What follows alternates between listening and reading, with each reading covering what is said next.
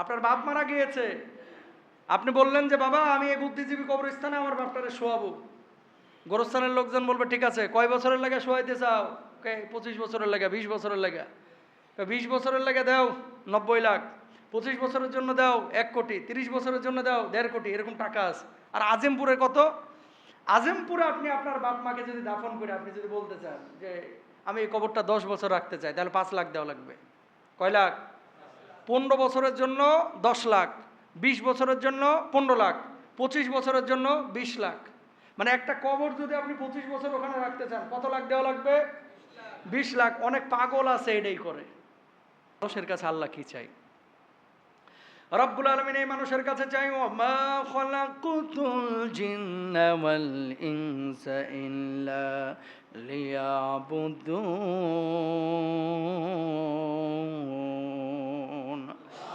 আল্লাহ রাব্বুল আলামিন এই মানুষের কাছে চায় ইবাদত, আল্লাহর গোলামি, আল্লাহর দাসত্ব। দুনিয়ার কোনো মানুষের গোলামি দাসত্ব করবে না, আল্লাহর গোলামি দাসত্ব করবে। আপনার যখন প্রয়োজন হয়েছে আল্লাহর কাছে ছুটবেন। আপনার যখন দুনিয়ার জিন্দেগিতে কোনো জিনিসের হাজত হবে আল্লাহর কাছে আগেই বলবেন। কোনো মানুষের কাছে আগে বলার আগে আমার আল্লাহর কাছে ধর্ণা দিবেন। মনে রাখবেন, আসমান থেকে যদি ফাইসালা না হয়, দুনিয়ার জিন্দেগিতে সারা পৃথিবীর মানুষ মিলেও সেই ফাইসালা বাস্তবায়ন করতে পারবে না। আবার যদি আসমানে ফাইসালা হয়ে যায়, সারা দুনিয়ার সব মানুষ মিলে সেটাকে রদ করতে পারবে না। আমার আল্লাহ রাব্বুল আলামিন এই দুনিয়ার জিন্দেগি দিয়েছেন তার গোলামের জন্য। জীবনের পরিসমাপ্তি একদিন ঘটে যাবে, শেষ হয়ে যাবে। আপনি একদিন কবরে যাবেন, আমিও একদিন কবরে যাব। কি বলেছেন আল্লাহ রাব্বুল আলামিন? কুল্লু নাফসিন যায়িকাতুল মাউত ওয়া ইন্নামা তুওয়াফাউনা উজুরাকুম ইয়াওমাল কিয়ামাহ। বলুন আল্লাহু আকবার। জীবন পরিসমাপ্তি ঘটবে, মৃত্যুর স্বাদ আমরা একদিন আস্বাদন করবো। ওই কবরের জিন্দেগিতে আমরা যাব। কারো কবর হবে আজিমপুরে, কারো কবর হবে উত্তরাতে, কারো কবর হবে বনানীতে, কারো কবর হবে রংপুরে, কারো কবর হবে রাজশাহীতে, কারো কবর হবে নওগাঁয়, কারো কবর হবে দিনাজপুরে, কারো কবর হবে সৌদি আরবে। কেউ জানি না কার মৃত্যু কখন আসবে। দুনিয়ার জিন্দেগিতে বাড়ি গাড়ি নিয়ে, সম্পদ নিয়ে আমরা প্রিপারেশন নেই, কিন্তু আজিমপুরের ওই 3.5 হাত ফ্ল্যাট নিয়ে কেউ কিন্তু আমরা প্রিপারেশন নেই না, ঠিক কিনা? গত সপ্তাহে একটা ভিডিও দেখলাম আজিমপুরে। ওই যে যারা কবর খোঁড়ে না আজিমপুরে, প্রতিদিন নাকি 30টা মিনিমাম 30টা ওখানে দাফন হয়। তো ঢাকা সিটির এই লাখ লাখ মানুষ, 2.5 কোটি 3 কোটি মানুষ এই ঢাকা সিটির ভিতরে বসবাস, ম্যাক্সিমাম তো আজিমপুরেই যায়। কারণ বনানীতে বড় লোকদের কবর, ওখানে গরিব মানুষ ঢুকতে পারে না। কথা কন না কেন? 25 বছরের জন্য 1 কোটি টাকা দেওয়া লাগে বনানীতে। কয় কোটি? বোঝেন নাই মনে হয়। আপনার বাপ মারা গিয়েছে, আপনি বললেন যে বাবা আমি এই বুদ্ধিজীবী কবরস্থানে আমার বাপটারে শোয়াবো। গোরস্থানের লোকজন বলবে ঠিক আছে, কয় বছরের লাগে শোয়াইতে চাও? 25 বছরের লাগে, 20 বছরের লাগে। 20 বছরের লাগে দাও 90 লাখ, 25 বছরের জন্য দাও 1 কোটি, 30 বছরের জন্য দাও 1.5 কোটি, এরকম টাকা আছে। আর আজিমপুরে কত? আজিমপুরে আপনি আপনার বাপ মাকে যদি দাফন করে আপনি যদি বলতে চান যে আমি এই কবরটা 10 বছর রাখতে চাই, তাহলে 5 লাখ দেওয়া লাগবে। কয় লাখ? 15 বছরের জন্য 10 লাখ, 20 বছরের জন্য 15 লাখ, 25 বছরের জন্য 20 লাখ। মানে একটা কবর যদি আপনি 25 বছর ওখানে রাখতে চান, কত লাখ দেওয়া লাগবে? 20 লাখ। অনেক পাগল আছে এটাই করে, বুঝেন নাই? অনেক পাগল আছে 20 লাখ টাকা দিয়ে এই কবরটারে রক্ষণাবেক্ষণ করে। আরে ভাই, তুই 20 লাখ টাকা দিয়ে 25 লাখ টাকা দিয়ে রংপুরে একটা মসজিদ বানাইতে পারবি তোর বাপের নামে। তোর বাপের কবর যেখানে যায় যাক, তুই রংপুরে একটা মসজিদ বানাই দে, ওই মসজিদের সব তোর বাপের কবরে ঢুকবে। বুঝে না বাঙালি কোথায় ইনভেস্ট করতে হয়। 1.5 কোটি টাকা কেন আমি বনানী কবরস্থানে দিয়ে আসবো? 1.5 কোটি টাকা দিয়ে একটা এতিমখানা করা যায়, বিশাল আকারের, গ্রাম গঞ্জে একটা বৃদ্ধাশ্রম করা যায়, যেখানে না হলে 50টা বুড়ি রাখা যাবে। তো 1.5 কোটি টাকা আমি কবরস্থানে কেন লাগাবো? কবর আমার বাপ তো ওখানে শুয়ে নাই ভাই, লাশ ম্যাক্সিমাম পৌঁছে যায়, ঠিক কিনা? হাড় গোড় থাকে। ওই যে কবর খুঁড়তেছে, ভিডিওর মধ্যে দেখলাম, কোন চ্যানেল যেন নিউজ করছে, আজিমপুরে কবর, ওদের কাছে মানুষের হাড্ডি, এটা ডাল ভাত, বুঝেন নাই? এই হাড্ডি নিয়ে দেখাচ্ছে, এই যে এটা পায়ের হাড্ডি, এই যে এটা হাতের হাড্ডি, এই যে এটা মাথার খুলি নিয়ে এভাবে আবার নাচাইতেছে। কথা বুঝেন নাই? মানে এটা ওদের কাছে কোনো বিষয় নাই, এটা কোনো বিষয় না। আহা, এই তো জীবন। কত হুমরা সুমরা, কত প্রভাব প্রতিপত্তি, কত টাকাওয়ালা, মরার পরে রিক্সাওয়ালারও খুলি যে রোগ, ওই পায়ের হাড্ডি যে রোগ, ওই কোটিপতি ওই লোকটারও পায়ের হাড্ডি মাথার হাড্ডি একই। ওখানে কিন্তু আর কোনো বিভাজন নাই। যে কথা বলতেছিলাম, এই দুনিয়ার জিন্দেগির পরিসমাপ্তি একদিন ঘটে যাবে। কবরের এত দাম, কবরের পেছনে এত ইনভেস্ট করার দরকার নাই। কবর স্বাভাবিকভাবে রাখবেন, রাখার পরে যখন কবরের কয়েক বছর পর যখন নিশ্চিহ্ন হয়ে যাবে, স্বাভাবিকভাবে গোরস্থানে এলাকা ভিত্তিক ওই কবরের উপরে আর একটা কবর ঢুকবে, এটা জায়েজ আছে। ওই কবরের উপরে আর একটা কবর ঢুকবে। সবাই যদি জমি কিনা কবরস্থান বানাইতে থাকেন, তাহলে এই পৃথিবী আর পৃথিবী থাকবে না, ওই দেশটা গোরস্থান হয়ে যাইব। ঠিক কিনা বলেন? পুরো ঢাকা সিটির মধ্যে এখন প্রায় 3 কোটি মানুষ। কয় কোটি? 3 কোটি মানুষকে কম মনে করতেছেন? সবাই যদি এখন বলে ফ্ল্যাটের মতো যে ভাই আমি এখানে কবর করব, এখানে কবর করবো, ঢাকা সিটি হয়ে যাবে গোরস্থান, মানুষ বসবাস করতে পারবে না। এই জন্য বাপকে দাফন করার পরে, মাকে দাফন করার পরে কবরস্থানে কবরটাকে সংরক্ষণ করার জন্য 1.5 কোটি, 2 কোটি, 25 লাখ, 20 লাখ খরচ করতে হবে। এটা আননেসেসারি, এটা পাগল, এরা বুঝে না। আমাদের কাছে আসেন, বুঝে দিই। বাপের জন্য যে টাকাটা ওই কবরস্থানে খরচ করবেন, এই টাকাটা এতিমখানায় দেন, এই টাকাটা মসজিদে দেন, এই টাকাটা লিল্লা বোর্ডিংয়ে দেন, এই টাকাটা কোনো বৃদ্ধাশ্রমে দেন। আপনার বাপ কবরে তো ওপরে টাইলস লাগাইছেন মার্বেল পাথরের, কয় টাকা দাম? সর্বোচ্চ 1 লাখ। আর আপনার বাপকে আল্লাহ তাআলা জান্নাতে বালাখানায় ঢুকায় দিবে। সুবহানাল্লাহ বলেন না? আল্লাহ বোঝার তৌফিক দান করুন। আরো জোরে বলেন। প্রিয় ভাইরা আমার, তাহলে এই দুনিয়ার জিন্দেগির পরিসমাপ্তি একদিন ঘটে যাবে। আমরা সবাই কিন্তু চলে যাব এই পৃথিবী ছেড়ে। আমরা কেউ থাকবো না। শুধু মাথা দিয়ে ভাবলে হবে না, অন্তর দিয়েও ভাবতে হবে। কথা বুঝছেন?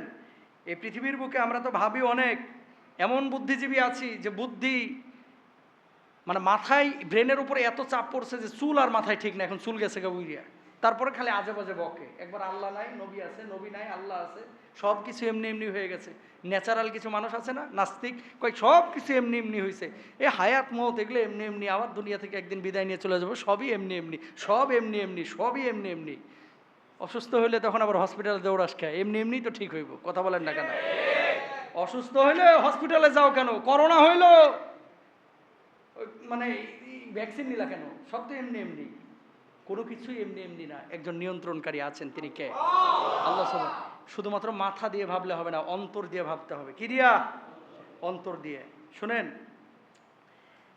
সূরা আল্লাহ সুবহানাহু ওয়া তাআলা কি বলছেন? সূরা আহজাবের মধ্যে বলছেন, দেখেন কি বলছে আল্লাহ সুবহানাহু ওয়া তাআলা সূরা আহজাবের 12 নম্বর আয়াতে কি বলছেন? وَإِذْ يَقُولُ الْمُنَافِقُونَ وَالَّذِينَ فِي قُلُوبِهِم مَّرَضٌ مَّا وَعَدَنَا اللَّهُ وَرَسُولُهُ إِلَّا غُرُورًا। আল্লাহু আকবার বলেন। এবং মুনাফিকরাও, যাদের অন্তরে ছিল ব্যাধি, তারা বলেছিল আল্লাহ এবং তার রাসূল আমাদেরকে যে প্রতিশ্রুতি দিয়েছিলেন তা প্রতারণা ছাড়া আর কিছুই না, ধোঁকা ছাড়া আর কিছুই না। নাউজুবিল্লাহ বলেন। মুনাফিকদের যাদের অন্তরে ছিল ব্যাধি, মাথায় ছিল ব্যাধি, আল্লাহ কিন্তু এটা বলে নাই, ছিল কোথায়? অন্তরে।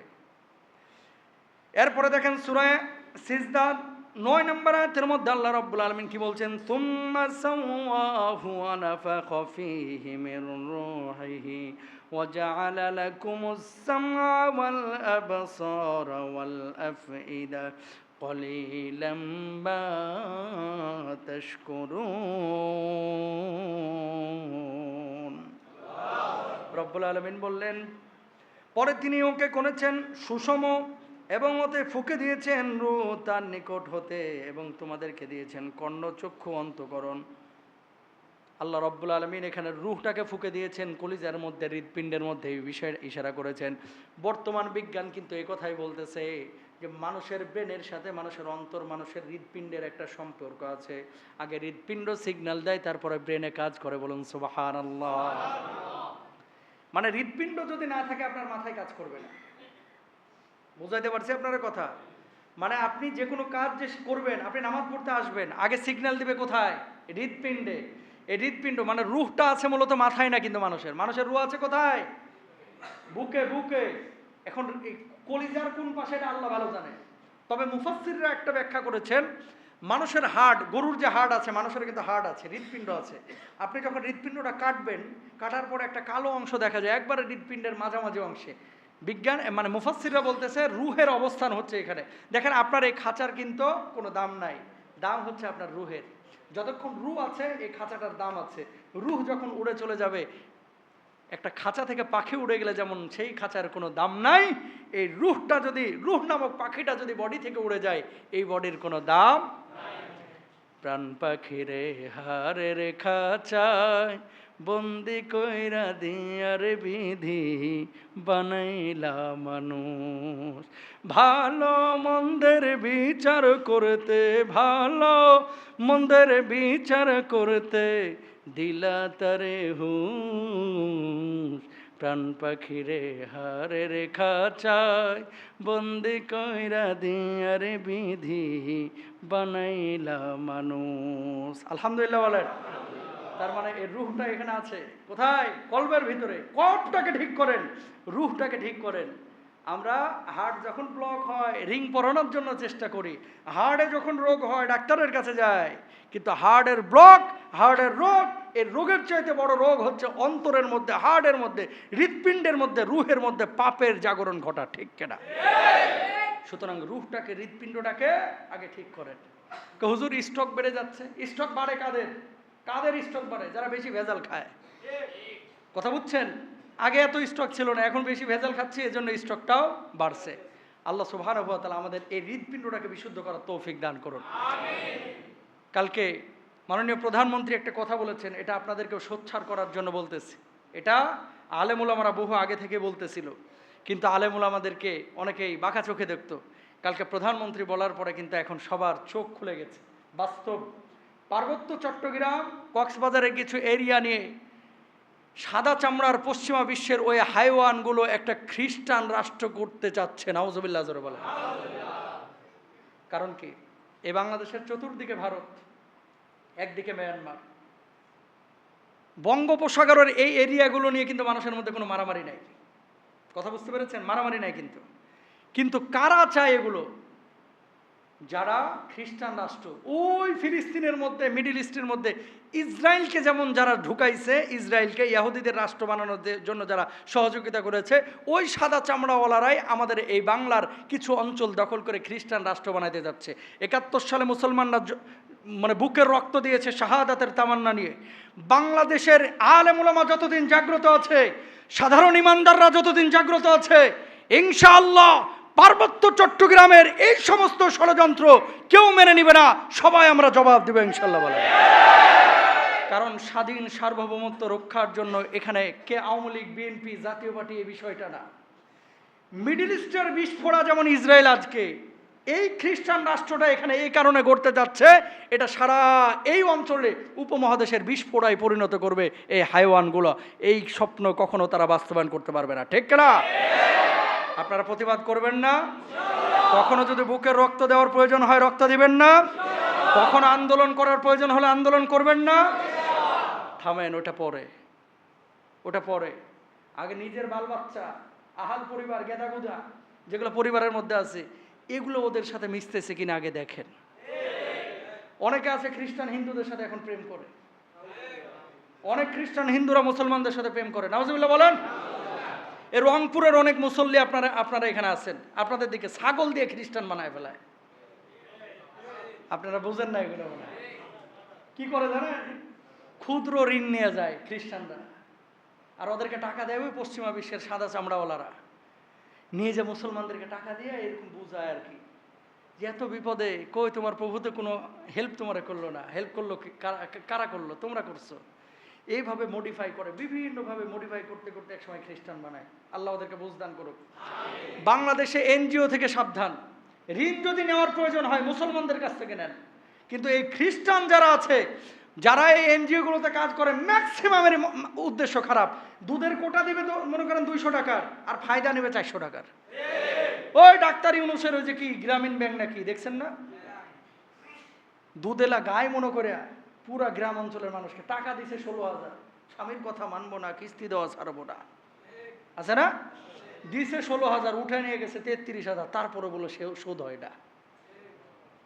ক্ষুদ্র ঋণগুলোতে এই অবস্থা, সুদে একেবারে জর্জরিত করে ফেলবে। এনজিওগুলো থেকে সাবধান হতে হবে। আমাদের শিক্ষা ব্যবস্থায় যে সমস্ত টিচাররা অন্য ধর্মের, তারা আমাদের বাচ্চাদেরকে তাদের স্রষ্টা নিয়ে কোনো ভুল মেসেজ দিচ্ছে কিনা এগুলো সম্পর্কে জানতে হবে। হ্যাঁ, তার ধর্ম সে পালন করুক, এটা তার ধর্মীয় স্বাধীনতা আছে। একদিনেই কিন্তু সব কিছু চেঞ্জ হয় না ভাই। এই সাদা চামড়াওয়ালারা এরা কিন্তু খুব সূক্ষ্মভাবে কাজ করে, আমাদের মতে এত আবেগী না। এরা আগামী 50 বছরকে টার্গেট করে সূক্ষ্মভাবে কাজ করে, আপনার মন জয় করে ফেলাবে, ফেলানোর পরে আস্তে করে মনে করেন বিষ ঢুকায় ফেলাবে। তো সাদা চামড়াওয়ালারা বঙ্গোপসাগরে একটা জোন চায় যেখানে তারা ঘাঁটি গাড়বে। ইরাকের অবস্থা কি হয়েছে? ঘাঁটি গাড়ার পরে অবস্থা কি আগের অবস্থায় আছে? সিরিয়ার অবস্থা কি হয়েছে? সৌদি আরবের অবস্থা কি হয়েছে? জর্ডানের অবস্থা কি হয়েছে? ইয়ামানের অবস্থা কি হয়েছে? এসব দেশ তো আমরা সফর করেছি, আপনারা তো করেন নাই। যা দেখবেন রাষ্ট্রনায়ক আছে, রাষ্ট্র আছে, কিন্তু রাষ্ট্রের স্বাধীনতা সার্বভৌমত্ব নেই। সুতরাং আপনার ইমান, আপনার তাহজিব তামাদ্দুন এগুলো রক্ষা করতে হলে খ্রিস্টান দেশ যারা নির্মাণ করতে চায় আমাদের এই দেশের ভূখণ্ড দখল করে এদেরকে কড়া জবাব দিতে হবে ইনশাল্লাহ বলেন। কারণ আমাদের এই দেশ অনেক রক্তের বিনিময়ে অর্জিত হয়েছে। আমাদের স্বাধীনতা, আমাদের সংগ্রাম, আমাদের অনেক কিছু এটার পেছনে ক্ষয় হয়েছে। আল্লাহ তাআলা তৌফিক দান করুক। বলবেন হুজুর এই আলোচনা কেন দরকার ছিল? শুনেন, যখন গবেষণা করতে করতে করতে করতে যখন মানুষ বা সরকার প্রধানরা এই ধরনের কথাগুলো বলে, জাতীয় ইস্যু হিসেবে আপনাদেরকে সতর্ক করা দরকার। না হলে কি নিজে নামাজি মুসল্লি হয়ে থাকবেন, কপালে 6 ইঞ্চি কালো দাগ, আর ছেলে খ্রিস্টান হয়ে বয়ে থাকবো। ছেলেরে আমেরিকা পড়তে পাঠাইবেন, আমেরিকা পড়তে পাঠাইবেন, ছেলে যাওয়ার পরে মনে করেন মাশাআল্লাহ বাপ তো হাজী সাহেব, ছেলে গেছে গে ওইদিকে অ্যাঙ্গেলে গুইয়া, কিচ্ছু করতে পারবেন না। সুতরাং ছেলে মেয়েদেরকে এখন থেকে এভাবে প্রস্তুত করতে হবে। আল্লাহ তাআলা তৌফিক দান করুক ইনশাআল্লাহ বলেন।